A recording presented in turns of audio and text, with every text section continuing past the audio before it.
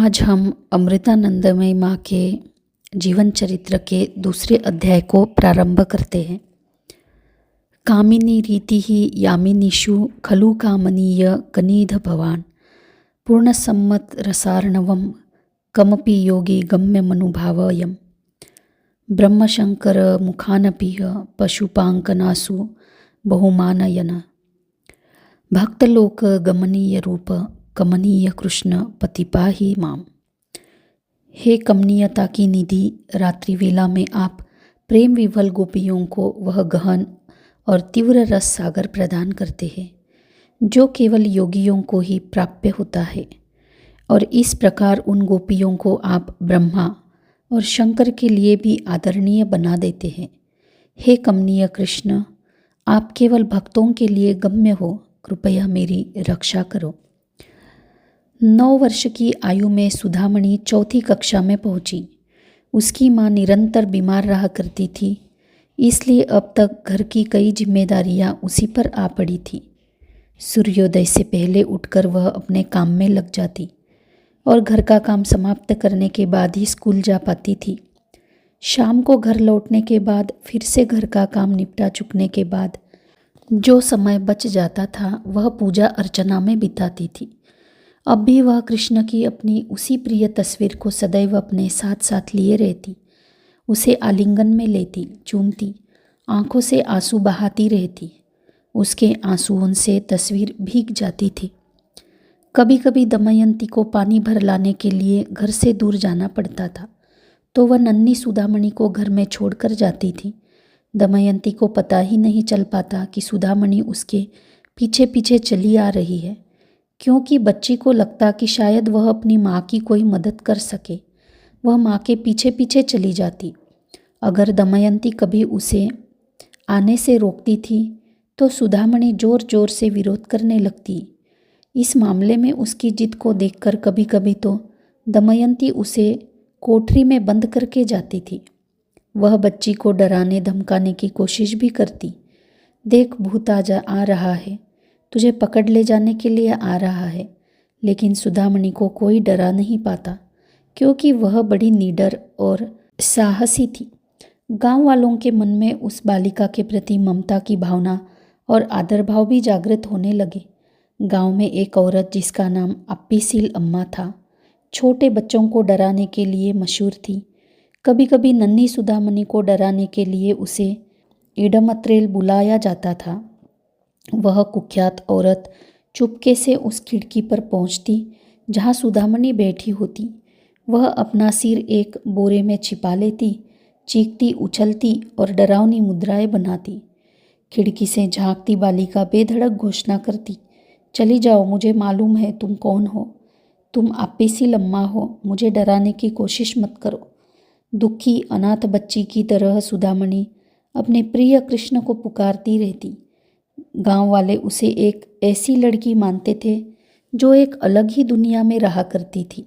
बालिका की पीड़ा को समझने में असमर्थ वे लोग उसकी स्थिति से सहानुभूति प्रकट करते और कहते, कितने दुख की बात है, बेचारी बच्ची, पता नहीं उसे क्या हो गया है। जब देखो तब उसकी आंखों में आंसू बहते रहते हैं। कितनी शोचनीय हालत है। क्या केवल आंसू बहाने के लिए ही इसका जन्म हुआ है? क्या इसके परिवार वाले इससे बुरा बर्ताव करते हैं? अगर ऐसा है तो फिर इसके हाथों से ऐसी क्या गलतियां हो जाती है कि इसे इतने कष्ट सहन करने पड़ रहे हैं? सुधामणि पर सभी की दया उमड़ती थी और कुछ लोग उसको सांत्वना देने की भी कोशिश करते थे, लेकिन भला आध्यात्मिक मिलन की उसकी अमिट पिपासा को गोपीजनों के वल्लभ के सिवा और कौन मिटा सकता था?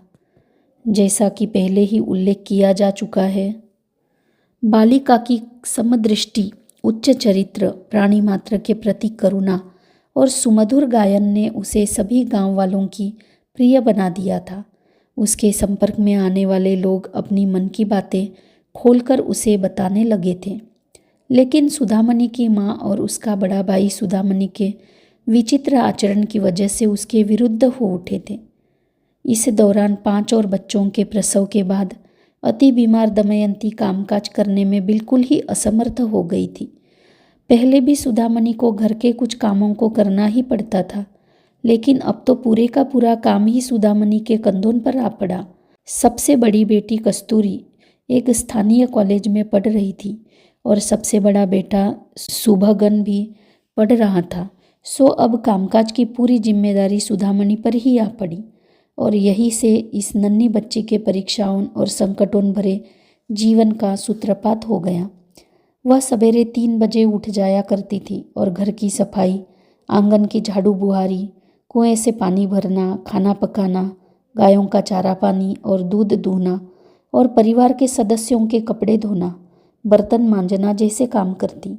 ऐसी कड़ी मेहनत तो किसी बड़ी उम्र के व्यक्ति की भी कमर तोड़ देती, तो फिर सुधामणि जैसी बालिका की तो बात ही क्या थी। घर की ढेरों जानवरों और मुर्गियों की देखभाल का काम ही पूरे एक आदमी के लिए काफ़ी था, लेकिन फिर भी सुधामणि बगैर कोई शिकायत किए शांति और लगन के साथ काम करती रहती थी। काम के बोझ की वजह से सुधामणि की पढ़ाई तो करीब करीब बंद ही होने की नौबत आ गई थी। अधिकांश दिनों में तो काम के बोझ की वजह से वह सही वक्त पर स्कूल पहुंच भी नहीं पाती थी। वह किसी न किसी तरह से अपना काम जल्दी जल्दी निपटाती और पाठशाला की ओर तेजी से भागती, लेकिन कक्षाएं तो पहले ही शुरू हो चुकी थी और अध्यापकों को लगता कि वह आलस्य के कारण समय पर स्कूल नहीं पहुंचती। सो सजा के तौर पर उसे कक्षा के बाहर खड़ा कर देते थे। हालांकि मजबूर होकर सुधामणि को कक्षा के बाहर खड़ा रहना पड़ता था, लेकिन वह कक्षा में चल रही पढ़ाई को बड़े ध्यान से सुनती थी। इसी प्रकार जो करके उसने 4वीं कक्षा की परीक्षा उत्तीर्ण भी कर ली, लेकिन 5वीं कक्षा में पहुंचते पहुंचते बालिका के लिए घर के कामकाज और पढ़ाई को साथ साथ निभा सकना असंभव हो गया। 10 साल की उम्र में नन्ही सुधामणि को अपनी पढ़ाई छोड़नी पड़ी और घरेलू कामकाज में ही वह पूरी तरह व्यस्त हो गई। सवेरे सूर्योदय के पहले से लेकर आधी रात गए तक वह मेहनत करती रहती थी। फिर भी उसे हमेशा ही अपने प्रिय कृष्ण के दिव्य नामों का जप करते कीर्तन करते सुना जा सकता था। कभी कभी वह आसपास के वातावरण को भूलकर भाव समाधि में डूब जाती। जैसा कि उल्लेख किया गया है, बालिका का दिन सूर्योदय से बहुत पहले शुरू हो जाता। अगर कभी थकान के बारे में वह जरा ज़्यादा सो जाती थी तो दमयंती सुधामणि पर लोटा भर पानी उड़ेल देती। उठते ही पहले उसे नारियल की जटाओं को मुंगरी से कूट कूट कर कोमल रेशे वाली रस्सियाँ बनानी पड़ती थी, जो कि वहाँ का स्थानीय व्यवसाय था।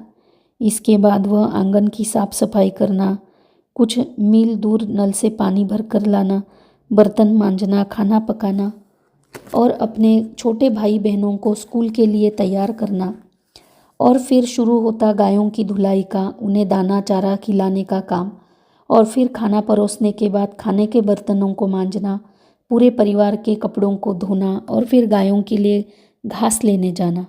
तब तक दोपहर के 4 बज चुके होते और भाई बहनों के स्कूल से घर लौट आने का समय हो चुका होता। बालिका उनके लिए चाय नाश्ता बनाकर रखती। अपने काम के दौरान उसे किसी न किसी प्रकार से इतना वक्त निकालना पड़ता था कि पड़ोस में घरों में जाकर गायों को खिलाने पिलाने के लिए साग तरकशी के छिलके या भात का मांड इकट्ठा करना पड़ता। उसके अलावा दमयंती ने बालिका को वह आदेश भी दे रखा था कि जिन घरों में वह जाया करती थी, वहाँ अगर वह यह देखे कि कोई काम अधूरा पड़ा है तो उसे पूरा करने में उनका हाथ बटाए। इसके बाद बालिका परिवार के लिए रात का खाना पकाती और उसके बाद फिर से बर्तन मांजती। घर के किसी भी काम में उस बच्ची की कोई मदद नहीं करता था। अब तो उसे घर की नौकरानी ही मान लिया गया था। दमयंती की सतर्क आंखें बच्ची के हर एक काम पर बड़ी सावधानी से निरीक्षण करती रहती। जरा सी भी भूल हो जाती तो तुरंत ही उसे सजा देती। सुधामणि का एकमात्र सखा था कृष्ण, और इस नाम को वह कभी भूलती नहीं थी। यही नाम तो उसकी एकमात्र प्रेरणा थी।